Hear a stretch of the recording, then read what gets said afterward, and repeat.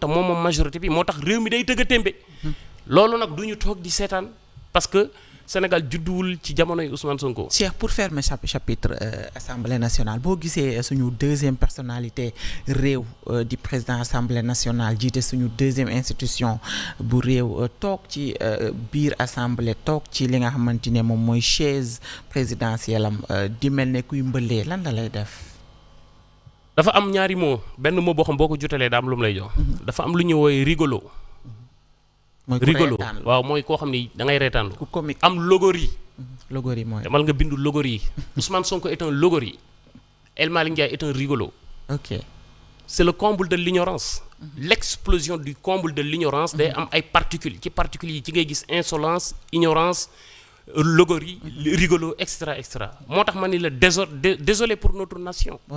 réewum Cheikh Amadou Kane réewum Souleymane Bachir Diagne. réewum Yoro Dia réewum Amadou Anne. day na waar de. réewum Ndeye Sow Leila. réewum Fatou Kama. réewum Cheikh Thiam. ñu am président assemblée nationale buy jiite deuxième institution bi ëpp doole ci réew mi nga xam ne tey maara deytaali président bii bu tukkoon tukki bu yàgg bu fa defee au delà de 45 jours moom mooy nekk président. muy toog di wax di génne ay lamiñ c'est-à-dire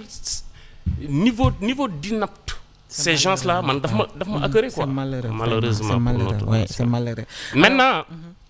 malheureusement ñu nit boo garawul demal jàll.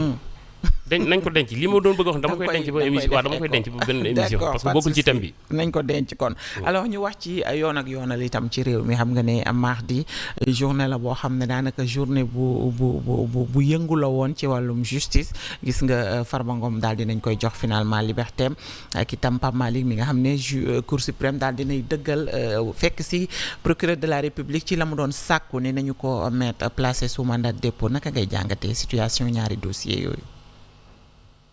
xam nga alternance fépp fu mu am ci monde bi ñiy doog a jël levier yi dañuy am benn brouillard ci seen kanam ci jamono 6 mois yu njëkk yi premier 1 an yi loolu day am moo tax fépp ci Afrique foo am alternance ñiy doog a ñëw dina am ñun jàpp pour divertir peuple bi pour tege ci ray mais ñii duñu mës a gis ray moo tax ñu bëgg a dindi divertissement bi transformer ko def ko corde pour ligoter des adversaires politiques pour les égorger politiquement parlant. Je te dis la vérité et brouillardu avenir 2029 comme Macky mu ngi dem ONU et Pape Malick Ndour sa pertinence daf koy propulser ci kaw day incarner avenir peut-être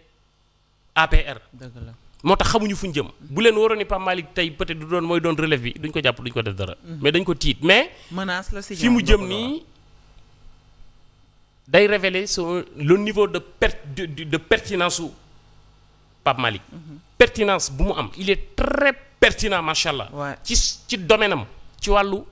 finance. wàllu économie lu ñu fi fenn mu fecc ko. looloo tax mu nekk victime malheureusement pour notre société xam nga nous sommes en train d'écrire une page de notre époque. wax naa ko fii semaine bee passée ma ni Pape Malick est en train de jouer son rôle et il est en train de marquer son époque. Thomas Sankara à l'âge de 35 ans joué na partition ci nation tout le temps ma wax ko Kwame Nkrumah à l'âge de 35 ans joué na partition Patrice Lumumba à l'âge de 35 ans joué na partition wax naa ko à l'âge de 35 ans Youssou Ndour jël disque d'or à l'âge de 35 ans à l'âge de 35 ans à l'âge de 35 ans moi à l'âge de 35 ans maa ngi malheureusement pour notre pays dans les pays qui ñu wër à l'âge de 35 ans nit ñi ñu ngi dem di waxaale ji ay Kalachnikov ak yóbbi xam naa peut-être maanaam dinañ ci ñëw ci géopolitique bi ñun suñu jeunesse à l'âge de 35 ans ñu décider toog impliqué wu ci animation démocratique de notre pays c'est que y a le débat quand il y a le débat il y a un discours contradictoire et ça vise la vérité l'opinion parfois ça peut viser des égos même boo fenee nit dajji ko mais c'est le jeu démocratique ñu toog ñu waxtaan en tant que xale ñoom ñuy jiite amuñu xam-xam ñu leen di invité ñu ñuy daw léegi bëgg a laqatu ci ginnaaw justice du ñu jàpp mais kaso yi moom garaw ku ñu fa dugal di nga génn awma ci problème dugg génn Farba waxoon na ko dugg génn soit dañ may génnee ubbil mu bunt bi ma dox génn soit dañ may teg ci jaag génnee ma waaye génn la génn il est sorti victorieux haute effectivement parce que lan lañ ko dugalee woon ci kaso bi dossier wu 125 milliards di ko toppee escroquerie complicité d'escroquerie aux deniers publics tey 125 milliards yooyu sénégalais yi amuñu ci dara lu leer. déggoo li ma la wax li laal Farba moo laal Tahirou Sarr moo laal Khadim Ba moo laal ce qui est extraordinaire. 1 milliardaire